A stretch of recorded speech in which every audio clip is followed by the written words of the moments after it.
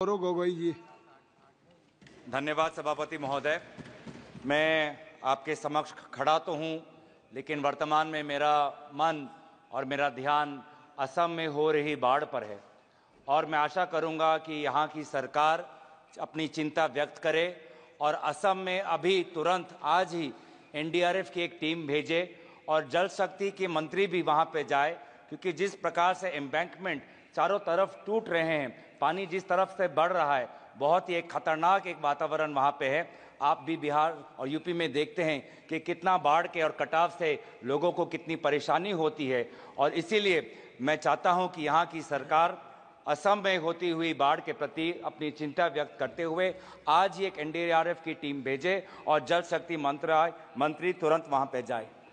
मैं शुरुआत में भाजपा के सांसदों और हमारे इंडिया अलायंस के सांसदों और सभी सांसदों को मैं विशेष रूप से अपने तरफ से शुभकामनाएं देता चाहूँगा कि वो इस चुनाव में जीत के आएँ और विशेष रूप से मैं भाजपा के सांसदों को मैं शुभकामनाएं देना चाहता हूँ, क्योंकि आज इस चुनाव में उनको बहुत कठिनाई का सामना करना पड़ा। इससे पहले दो जो चुनाव हुए, 2024 का चुनाव, 2019 का चुनाव, उन दोनों चुनावों में उन्होंने सिर्फ नरेंद्र मोदी जी के नाम पर वो सत्ता में आए और इस सदन के अंदर आए, लेकिन इस चुनाव में उन्होंने खुद अनुभव किया होगा कि इस बार वोट उनको प्रधानमंत्री नरेंद्र मोदी जी के नाम पर नहीं, अगर वोट आए हैं तो आपके काम और आपके परिश्रम पर आए हैं। आपसे भी कई सांसद ऐसे आए हैं जो घिस घिस के आए हैं, 30,000 वोट से आए हैं, 5,000 वोट से आए हैं। आप अपने बल पे आए हैं, किसी प्रधानमंत्री के नाम पर नहीं, आप अपने बल पे आए हैं और इसीलिए मैं आपको शुभकामनाएं मैं देना चाहूँगा और याद दिलाना चाहूँगा कि भारत की आवाम इस वोट से ये कहना चाहती है कि वो इंसान जो खुद को भगवान समझता है वो भगवान नहीं, सिर्फ इंसान है।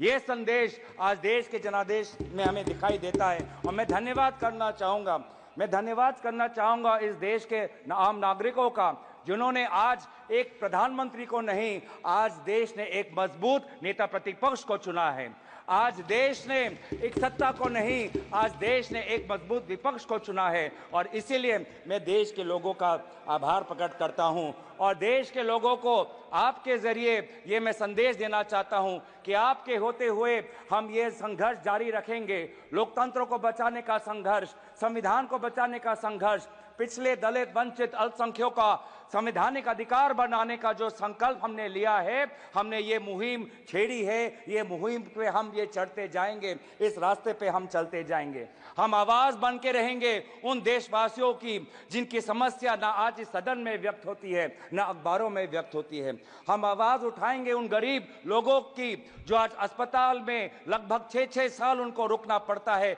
पर उनको सर्जरी का अपॉइंटमेंट नहीं मिलता है। हम आवाज उठाएंगे वो सड़क पे सोते हुए युवाओं की, लोगों की, जिन पर एक अमीर का गाड़ी, एक अमीर बाप का गाड़ी का बेटे का गाड़ी रेंगते हुए उनको मार देता है और फिर वो बेटा बाद में बेल पर निकल जाता है और उन जो लोग जो सड़क पे सोते हैं आज उनके बारे में कोई नहीं सोचता। हम बात उठाएंगे उन छोटे दुकानदारों की जिनका दुकान, सालों का दुकान आज टूट जाता है जब एक मंदिर का विस्तार होता है। हम बात उठाएंगे उन बेरोजगार युवाओं की जो आज वीजा भटक के संघर्ष में आज वो कभी पनामा के रूट से अमेरिका में जाते हैं, कभी कनाडा जाते हैं, कभी यूरोप जाते हैं, कभी मिडिल ईस्ट जाते हैं। आज यूपी, हरियाणा, पंजाब, गुजरात का युवा आज उसको देश के अंदर नहीं, अगर रोजगार मिलता है तो विदेश में मिलता है। हम उनकी आवाज उठाएंगे। हम आवाज उठाएंगे उन बच्चों की जो आज रो रहे हैं, सालों की मेहनत आज उनका व्यर्थ हो गया है जब नीट का ये पेपर लीक हो गया है।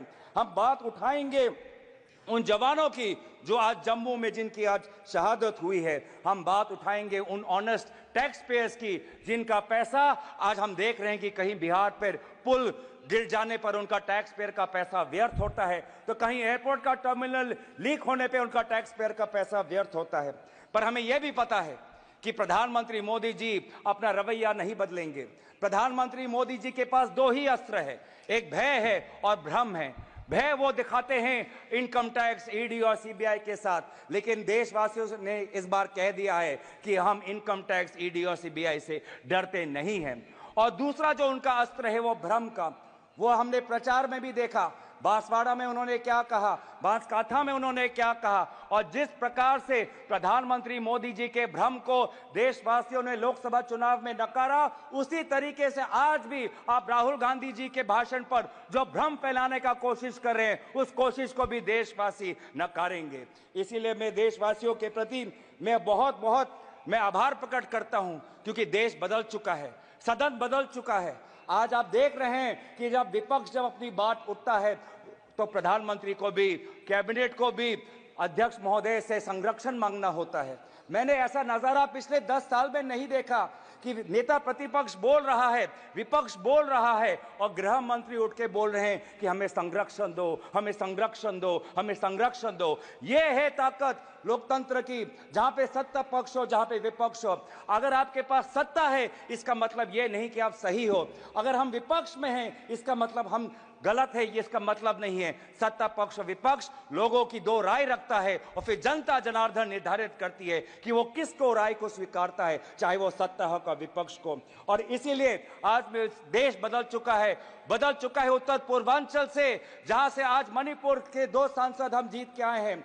नागालैंड में हम पिछले बार जब कांग्रेस पार्टी जीती थी तो वो 1996 में थी, अब आज दोबारा हम 2024 में जीत के आए हैं। मेघालय में इनके जो टूरा लोकसभा सीट हम जीत के आए हैं, वो पिछला सीट हम 1996-98 में हम जीते थे, आज दोबारा वो टूरा लोकसभा सीट हम जीत के आए हैं। आज एनडीए को उत्तर पूर्वांचल के लोगों ने नकारा है। मणिपुर में दोनों सीट हारे हैं, नागालैंड में 1 सीट हारे हैं, मेघालय में ये दोनों सीट हारे हैं। मैं धन्यवाद करना चाहता हूं आपके द्वारा जोरहाट के लोगों को, जिन्होंने एक मुख्यमंत्री को हराया, और मैं धन्यवाद करना चाहता हूं धुबरी के लोगों को, जिन्होंने एक सांप्रदायिक शक्ति को 10 लाख वोटों से हराकर एक संदेश दिया है कि चाहे वो अल्पसंख्यक हो, लेकिन कोई भी व्यक्ति अपने आप को धार्मिक गुरु भी कहता हो, लेकिन धर्म के नाम पर अगर समाज को बांटता है तो प्रजा उसके साथ नहीं होगी। तो मैं धन्यवाद करना चाहूंगा। और ये बदलाव लाने के लिए वे सारे जो समाज के विभिन्न वर्ग हैं, मैं सभी का आभार प्रकट करता हूं। वे हजारों लोग जो राहुल गांधी जी के साथ भारत जोड़ो न्याय यात्रा पे चले, मैं उनका धन्यवाद करना चाहता हूं। मैं उन पत्रकारों का धन्यवाद करना चाहता हूं जिन्होंने निष्पक्षता से अपने पत्रकारी का जो उन्होंने जिम्मेवार उन्होंने उठाया। आज एक संदेश गया उन पत्रकारों को जिनको हौले हौले प्रधानमंत्री मोदी जी से प्यार है। एक संदेश गया उन पत्रकारों को जो कहते हैं कि ये तो सिर्फ फॉर्मेलिटी है, कि अपनी पत्रकारिता पर ध्यान दे, नहीं तो लोग आपको देखना बंद कर देंगे। मैं आज युवाओं को मैं आभार प्रकट करना चाहता हूं, क्योंकि उन्होंने व्हाट्सएप का इस्तेमाल नहीं किया, उन्होंने अपना विवेक का इस्तेमाल किया। मैं उन सनातन धर्मों को मानने वाले लोगों का मैं आभार प्रकट करता हूं, जिन्होंने आज नफरत और हिंसा पर नहीं, लेकिन धर्म जो हमें सिखाता है इंसानियत, चाहे हिंदू हो, चाहे मुस्लिम हो, चाहे ईसाई हो, चाहे सिख हो, हर धर्म हमें सिखाता है कि हम एक अच्छा इंसान बने। इंसानियत के आदर्शों को हमें सिखाता है, समाज एक आदर्श बने वो हमें सिखाता है। मैं अब गुजारिश करना चाहता हूं आपके द्वारा, मैं अंत में आ रहा हूं सर, लास्ट के मैं 2-3 चीजें बोलना चाहता हूं। मैं आपके द्वारा मैं गुजारिश करना चाहता हूं कि आप बार बार बात करते हैं कि हमने एक नया सदन बनाया, लेकिन क्या ये उचित नहीं होता कि चाहे पुराना सदन हो चाहे नया सदन हो, इन दोनों सदनों के सामने डॉक्टर भीमराव अंबेडकर की मूर्ति हमारे सदन के सामने होनी चाहिए थी? क्या ये उचित नहीं था? क्या यह उचित नहीं था कि चाहे नया सदन हो? ये स्पीकर का फरमाइश होता है। मैं गुजारिश कर रहा हूं, मैं आपसे गुजारिश कर रहा हूं, मैं अपनी व्यथा गुजारिश कर रहा हूं। मैं स्पीकर महोदय को आपके द्वारा गुजारिश कर रहा हूं कि पहले की तरह सदन के सामने आदरणीय राष्ट्रपिता महात्मा गांधी जी के मूर्ति को रखिए, और पहले की तरह डॉक्टर भीमराव अंबेडकर के मूर्ति को मैं गुजारिश कर रहा हूं। मैं स्पीकर के निर्णय का सम्मान करते हुए उनके मैं गुजारिश कर रहा हूं कि हमारी भी बात सुने, हमारी भी जो मैं चेयर पे हूं, तो अगर आपने स्पीकर से गुजारिश की तो सुन लीजिए। आपने कहा कि बाबा भीमराव अंबेडकर की एक मूर्ति यहाँ जो स्थापित होनी चाहिए। आपको भी निमंत्रण गया होगा। इस पार्लियामेंट में पहली बार सारे महापुरुषों का, बाबा भीमराव अंबेडकर से लेकर के महाराणा प्रताप से लेकर के, एक बड़ी वीथिका बनाई गई है उसी संविधान भवन के साथ, और जिसका उद्घाटन हुआ पिछले दिनों, शायद आप जाएंगे तो आपको लगेगा कि एक पार्लियामेंट के अंदर एक ऐसी चीज़ हो गई कि कोई भी बाहर का डेलीगेशंस या हमारे खुद मेंबर ऑफ पार्लियामेंट या बाहर के लोग आएंगे तो उनको इस संविधान भवन, इस पार्लियामेंट के साथ साथ अपने देश के महापुरुषों को एक साथ सारी प्रतिमाओं को ढंग से रख करके पार्क बनाया गया। धन्यवाद। अध्यक्ष, सभापति महोदय, मैं बस गुजारिश कर रहा हूं, आप हमारी भी बात रखने, आप सुनिए कि सदन के सामने अगर प्रेरणा स्थल बनाना भी हो तो सदन के सामने जहां पे उनका स्थान है, जहां पे उनके इतने सालों से जब डॉक्टर भीमराव अंबेडकर के मूर्ति को स्थापन करने के लिए एक पूरे देश में एक आंदोलन हुआ था, उस स्थान को एक वजह के से चुना गया था कि वो सदन के सामने हो। क्या ये उचित नहीं है? क्या ये हमारे गरिमा के अनुसार नहीं होना चाहिए कि सदन के सामने जिस हमारे भारतीय संविधान के निर्माता डॉक्टर भीमराव अंबेडकर और महात्मा गांधी जी हमारे सदन के सामने हो? तो मैं दोबारा आपसे गुजारिश करता हूं, हाथ जोड़ के मैं विनम्र आपसे अनुरोध करता हूं कि आप ये दोनों महापुरुषों के मूर्तियों को आप सदन में रखें और अंत में समाप्त करें। अंत में अगर समाप्त करें, अंत में बस आ रहा हूं, अंत में जो हमने एक मांग रखी कि नीट को लेके एक चर्चा हो, शिक्षा विभाग को लेके आज एक बहुत एक असमंजस नेता प्रतिपक्ष ने नीट पर लेके एक चर्चा हो, उस चर्चे पे एक आप अमल करें। और बस आखिरी मांग कि आज जो आदरणीय शिक्षा मंत्री है उन्होंने अपनी जिम्मेवारी 2021 में ली, 2021 में अपनी जिम्मेवारी लेने के पश्चात आज इतने सारे पेपर लीक हुए, उनको शिक्षा मंत्री एक और दिन होने का। श्री इंदिरा, आप